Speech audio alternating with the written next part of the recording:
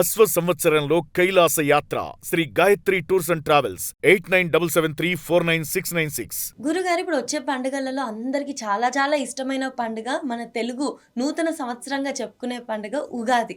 అసలు ఉగాది విశిష్టత ఏంటి? మనకది ఏం నేర్పిస్తుంది అంటారు? పరాభవ విశ్వావసు గడిచిపోయి పరాభవ రాబోతోంది. ఇలా అలా అనే లోపల వచ్చేస్తుంది, వెళ్ళిపోతుంది. ఒక సంవత్సరం గడిచింది అంటే అది చాలా దీర్ఘమైన కాలం, అల్పం కాదు. ప్రాచీనులు ఒక రోజుకు ఉండే కాలాన్ని 60 ఘడియలుగా గ్రహించారు. ఈ 60 ఘడియల కాలాన్ని 8 యామములుగా మళ్ళీ విభజన చేసి ఒక్కొక్క ఘడియ అంటే 24 నిమిషాల చొప్పున అంటూ ప్రతి నిమిషాన్ని విలువైనదిగా గుర్తించి క్షణశ కణశ్చైవ విద్యామర్థంచ సాధయేత్, నేర్చుకోవాలి అంటూ బోధించారు. ఇది సమయం. సమయానికి 2 విలువలు ఉంటాయి. ఒక విలువ సమయాన్ని వెచ్చించి ధనం సంపాదించడం. రెండవ విలువ ఈ సమయాన్ని వెచ్చించి జ్ఞానాన్ని సంపాదించడం. సంపాదించిన జ్ఞానం కారణంగానే ధనము వస్తుంది, ఆ పరలోక ప్రవేశం కూడా మనకు లభిస్తుంది. అదేదో పుస్తకాల మతాలు కొన్ని ఉన్నాయి. గద్దింపును అసఖ్యించుకుని వానికి పరలోక రాజ్యమున ప్రవేశము లేదు, ఇలాంటివి చెబుతూ ఉంటాయి. ఆయా పుస్తకాల మతాలలో సమయానికి ఉండే విలువ ఎక్కడా చెప్పబడలేదు. సమయం గురించిన విలువ చెప్పే ఏకైక ధర్మశాస్త్రం భారతీయం జ్యోతిష శాస్త్రం మాత్రమే. ఇదావత్సరాయ పరివత్సరాయ ఇదివత్సరాయ సంవత్సరాయ అంటూ వేదం ఎంత అద్భుతంగా వివరించింది అంటే, ఒక సంవత్సర కాలం పాటు సంవత్సరమే తద్వ్రతంచరేత్ ద్వౌవా మాసౌ నియమస్స మాసేన నేర్చుకోవలసింది ఆరణ్యకం. అలాగే సంవత్సర కాలాన్ని లెక్కించే క్రమంలో వివాహమే లేదు, ఇక సంతానం ఎక్కడా అనేటటువంటి నారదుడికి కూడా ఒకానొక పురాణంలో వివాహం కల్పించి 60 మంది సంతానంగా చెప్పి 60 మంది సంతానమే ఈ 60 మంది పిల్లలు ప్రభవ విభవ శుక్ల ప్రమోదూత ప్రజోత్పత్తి అక్షయ వరకు అంటూ ఇలా కొన్ని కథలు చెప్పి కాలాన్ని సంవత్సరాలుగా, సంవత్సరాలని మళ్ళీ 5 చొప్పున 12 వర్గాలుగా, అందులో మళ్ళీ ఒక సంవత్సర కాలంలో 2 అయనములుగా, 6 ఋతువులుగా, 12 మాసములుగా, మాసమునకు 2 పక్షములుగా, పక్షమునకు 15 తిథులుగా, ఆ తిథి మళ్ళీ వ్యాపకాన్ని గ్రహించి 12 ముహూర్తములుగా, రాశులు గ్రహాలు ఖగోళ విజ్ఞానం అంతా కూడా అంతా 12 గడుల డబ్బా అని చెప్పేసి కొండంత ప్రపంచాన్ని, మ్యాక్రో ప్రపంచాన్ని మైక్రో లెవెల్కి తీసుకువచ్చి హోరా అని చెప్పి అహోరాత్రేవా అకామయేతాం అనే వేద ప్రమాణం ఆధారం చేసుకొని పగలు రాత్రి ఒక రోజు అంటూ గుర్తించి పగటి కాలం వృద్ధి, రాత్రికాలం ప్రశాంతత, ఏ ఒకటి లేకపోయినా రెండవది ఉండలేదు. అంతా పగలే, మనం ఉండలేం. దక్షిణ ధ్రువం దగ్గర ఉన్నట్లుగా అంతా రాత్రే, మనము ఉండలేం. ఆఫ్రికాలో మరింకెక్కడో దేశాల్లో ఉన్నట్లుగా 2 ఉండాలి, సమానంగా ఉండాలి, కాస్త ఎక్కువ తక్కువ. ఇలాంటి క్రమంలో ఒక సంవత్సరం ప్రారంభం కాబోతుంది. అది ఉగాది. ఈ సంవత్సరం అంతా కూడా గ్రహాలు ఎక్కడెక్కడ ఉంటాయి అని చెప్పేదే పంచాంగం. తిథిర్వారం చ నక్షత్రం యోగం కరణమేవచ పంచాంగమితి విఖ్యాతం కాలోయం కర్మ సాధకం. తిథి వారం నక్షత్రం యోగం కరణం ప్రతిరోజు తెలుసుకోవాలి. బై మిస్టేక్ పొరపాటుగా మనమంతా ఈనాటి కాలంలో తిథి వారం తెలుసుకుంటున్నాం, తప్పదు కాబట్టి. తిథి కూడా కష్టమే, వారం తెలుసుకుంటాం. నక్షత్రం యోగం కరణం దేవుడు ఎరుగు, ఏదో సందర్భంగా నక్షత్రం కూడా తెలుసుకుంటాం. హిందూ ధర్మాన్ని అనుసరించి పుట్టినరోజు వేడుకలు తిథి వార నక్షత్రాలతో పంచాంగం జాతకం రాసుకుంటామే, ఆ నక్షత్రం ఆ తిథి ప్రధానం చేసుకుని మనం పుట్టినరోజు వేడుకలు నిర్వహించుకోవాలి. డేట్ ప్రకారం కాదు. అనేకులు డేట్ ప్రకారంగా చేస్తుంటారు.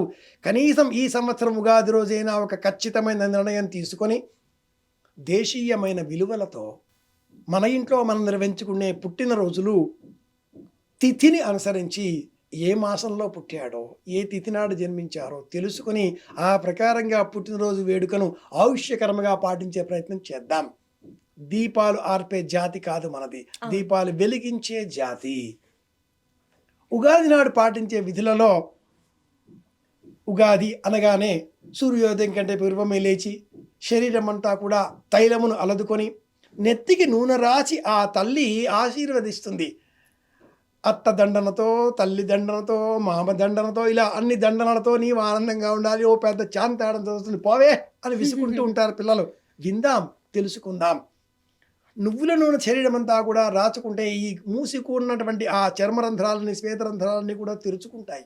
అది అవసరం, సైంటిఫిక్. నువ్వులు శనికి ప్రతీక. అలాంటి నువ్వుల నూనెతో దేహం అంతా కూడా తైలాభ్యంగన మర్దనం చేసుకొని చక్కగా స్నానం చేసి కొత్త వస్త్రానికి పసుపు కుంకుమ చివరలకు తాటించి ధరించాలి. సాయంత్రం పూట పబ్లిక్ చూపించుకోవడం కోసం కాదు, మనం ఇంట్లో కొత్త వస్త్రం ధరించాలి, సంప్రదాయ దుస్తులు ధరించాలి. అలాగే ఇంటికి మామిడాకు, స్నానం చేసి మామిడాకును విరేణాలు తీసుకోవాలి, శుభం.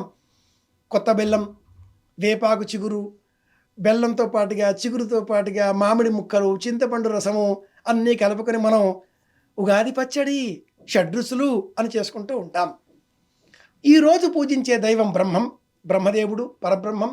పంచాంగమును పూజించి ఉగాది పచ్చడిని నివేదనగా అర్పించి స్వీకరించాలి. భక్ష్యాలు కొన్ని ప్రాంతాల్లో అంటారు, పోలెలు అని తెలంగాణలో అంటారు. ప్రాంతం ఏదైనా బెల్లం, శనగపప్పుతో చేసిన పదార్థం స్వీకరించాలి, స్వీకరిస్తాం.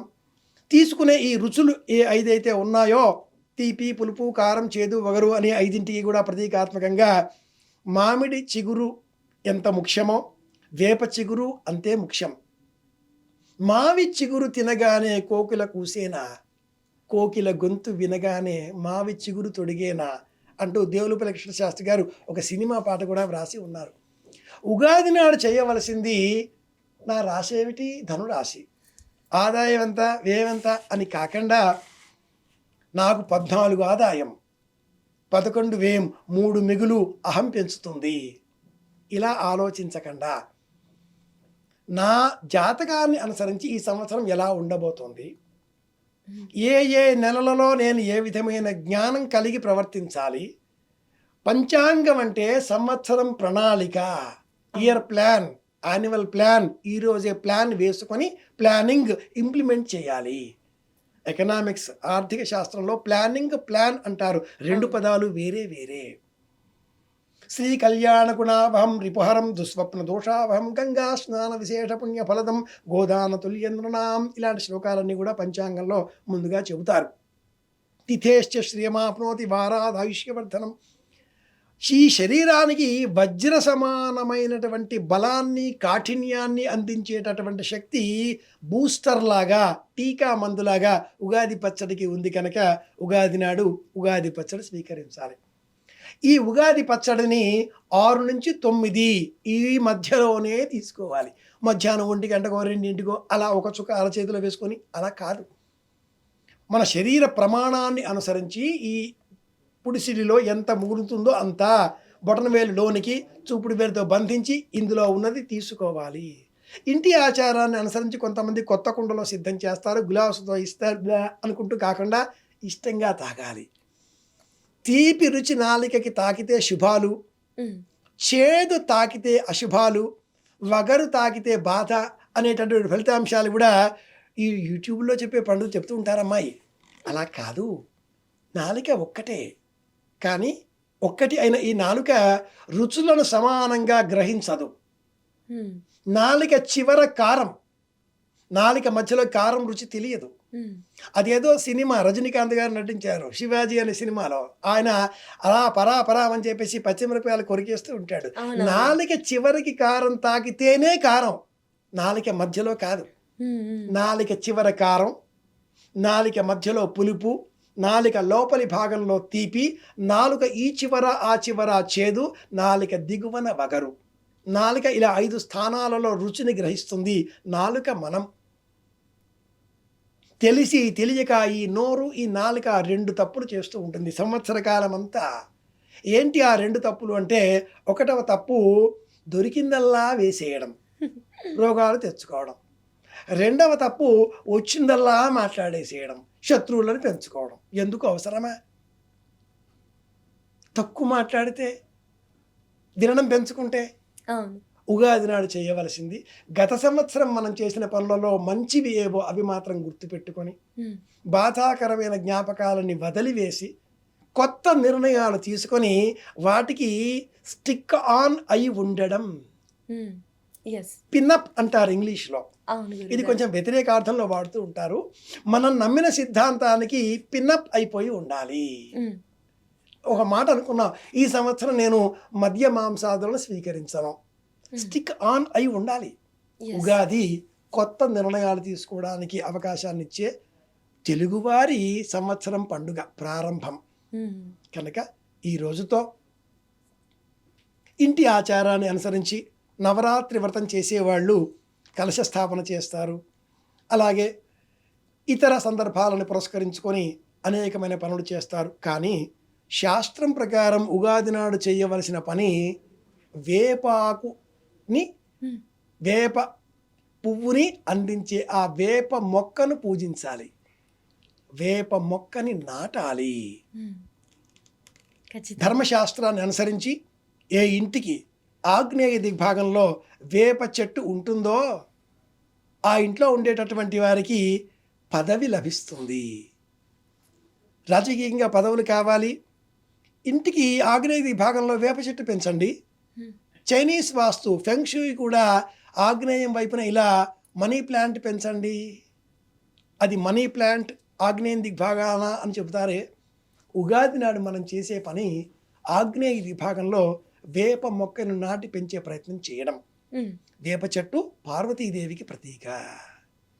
ఈనాటి కాలంలో చాలామంది పూజించే బాబా ఉన్నాడు కదా, షిరిడీ బాబా. ఆయన్ని కూడా సదా నింబ వృక్షస్య మూలాధివాసం అంటూ ఈ వేప చెట్టు కింద కనిపించే గురువుగానే పూజిస్తూ ఉంటారు. ఆయన గురువు వేప చెట్టు కిందే దర్శనమిచ్చాడు కాబట్టి పూజిస్తూ ఉంటారు. ఉమ్, ఉగాది నాడు మనం చేయవలసింది వేప చెట్టును పూజించడం. ఉమ్, జీవితంలో కష్టాలు నష్టాలు వేప వలె వచ్చినా సహించే ఓపిక మనం పెంచుకోగలిగితే వేప ఆరోగ్యదాయిని, అవును. సకల రోగాలని నివారించేటటువంటి తెలుగువారి కాదు భారతీయుల కల్పవృక్షం వేప చెట్టు. ఉమ్, మన బ్రాండ్ అని చెప్పుకోవాలి. అవును. ఇది పూజించాలి, ఇవి మనం పాటించాలి. గురుగారు 2026 సంవత్సరం అసలు ఏ విధంగా ఉండబోతుందంటారు? పరమాద్భుతంగా ఉండబోతోంది. అనుమానం అక్కరలేదు, భయాలు పెట్టుకునే అవసరం లేదు. అన్ని సంవత్సరాల్లాగే ఈ సంవత్సరం కూడా వస్తుంది పోతోంది. 2026 వచ్చి 2-3 నెలలు గడిచిపోతాయి. ఉగాది కూడా వచ్చేస్తుంది. అలా హాయిగా గడిచిపోతుంది. ఉమ్, అయితే ఈ సంవత్సర కాలం అంతా శని మీనరాశిలో సంచారం, రాహువు కుంభరాశిలో సంచారం, కేతువు సింహరాశిలో సంచారం ఇవి ఉండగా గురువు మిథునం, కర్కాటకం, సింహం ఈ 3 రాశులలో సంచరించబోతున్నాడు. ఉమ్, గురువు సంచారం ఇలా 3 రాశులలో ఉన్న కాలంలోనే కరోనా వచ్చింది. కాబట్టి ఇంకేదో తీవ్రమైన ఉత్పాతం కలిగించే, ప్రపంచాన్ని వణికించే జాడ్యం ఏదో రాబోతుంది అన్న సూచన చిన్నదిగా మనం గుర్తించి జాగ్రత్తగా ఉండే ప్రయత్నం చేద్దాం. ఓ రాజుగారు అడవికి వెళ్ళారు. తిరిగి వచ్చిన ఆ రాజుగారు నగరానికి వెలుపల విడిది చేశారు. మంత్రి గారు ఎదుర్కోవడం కోసం వచ్చారు. మంత్రి గారు, రాజ్యం అంతా క్షేమంగా ఉంది కదా? అంతా బాగానే ఉందండి, మీ పెంపుడు కుక్క చనిపోయింది అన్నాడు. పెంపుడు కుక్క చనిపోయిందా? పోనీలే, ఇంతకీ ఎక్కడ చనిపోయింది, ఎట్లా చనిపోయింది? మంటల్లో పడి చనిపోయిందండి. పెంపుడు కుక్క మంటల్లో ఎలా చనిపోయింది? అంతఃపురంలో అగ్ని వెలిగే దీపం పరదాల కారణంగా వ్యాపించడంతో అంతఃపురం అంతా కూడా అంటుకుంది.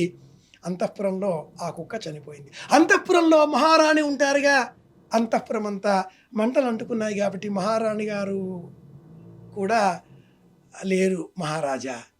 మరి మా యువరాజు వారు మహారాణి పక్కనే ఉంటారుగా కాబట్టి యువరాజా వారు కూడా లేరు.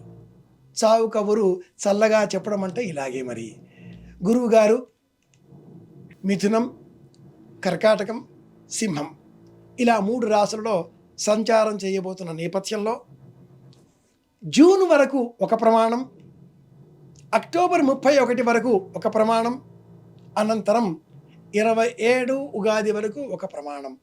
ఇలా గురు సంచారం 3 ప్రమాణాలలో 3 రాశులలో మిథునం, కర్కాటకం, సింహం ఉండేటటువంటి నేపథ్యంలో ప్రపంచాన్ని అంతటినీ కూడా భయోత్పాతం కలిగించే తీవ్రమైనటువంటి ఏదో ఒక వ్యాధి రావచ్చు అన్న సూచనతో జాగ్రత్తగా పుణ్యబలం పెంచుకుంటే ఇలాంటి వ్యాధులు వస్తూ ఉంటాయి, వెళ్ళిపోతూ ఉంటాయి, మనల్ని ఏమీ చెయ్యవు. నాకు కరోనా రాలేదు. నేను కరోనా పేషెంట్స్ని తీసుకెళ్ళి హాస్పిటల్స్లో జాయిన్ చేయించాను. నా యాక్టివా వెహికల్ మీద కూర్చుండబెట్టుకుని హాస్పిటల్కి తీసుకెళ్ళాను. నా రక్తం కొంచెం అరుదైనది, అపురూపమైనది, తక్కువగా లభించేది కాబట్టి అబద్ధాలాడి కూడా 3 సార్లు రక్తదానం చేశాను. తిప్పతీగ రసం తీసుకున్నాను కాబట్టి నాకు ఏ విధమైన రోగాలు, వ్యాధులు రాలేదు అని మా నాన్నగారు, మా ఇంట్లో పెద్దలు చెబుతారు. ఆయుర్వేదం అత్యున్నతమైన ప్రమాణాలతో కూడుకున్నటువంటి శాస్త్రం, దేశీయమైనది. అలాగే ఆధ్యాత్మిక జ్ఞానం ఇంకా గొప్పది. ఒక నమ్మకంతో దైవాన్ని జపం చేస్తూ దైవనామాన్ని స్వీకరిస్తూ పాజిటివ్గా బతికితే ఏ వ్యాధి రాదు. బీపీ, షుగర్లు, శంకు చక్రాల వలె ఈనాటి కాలంలో 2 ఏళ్ల పిల్లవాడికి కూడా షుగర్. వయస్సు తారతమ్యం లేకుండా ప్రపంచాన్ని కుదిపివేస్తున్న తరుణంలో శంకు చక్రాల వల్ల బీపీ, షుగర్లు ప్రపంచాన్ని వణికిస్తున్న నేపథ్యంలో బీపీ లేదు, షుగరు లేదు, 60 ఏళ్ళు రాబోతున్నాను, ఏ విధమైన వ్యాధులు లేవు, కరోనా అసలే రాలేదు. ఆయుర్వేద వ్యాధి కట్టే శక్తి ఉంది కాబట్టి ఆయుర్వేదాన్ని మనం స్వీకరిద్దాం. ఊరికే చెప్పానండి అంతేగాని అదేదో రాబోతుంది కదా, కాకుతూరు చెప్పారు కదా అనేటటువంటి భయోత్పాతం కల్పించే సందేశాలు మాత్రం మీరు పెట్టకండి. ఖచ్చితంగా. ఇవన్నీ కూడా తెలుసుకునేది జాగ్రత్తలు తీసుకునేందుకే, అంతే, భయపడేందుకు కానే కాదు.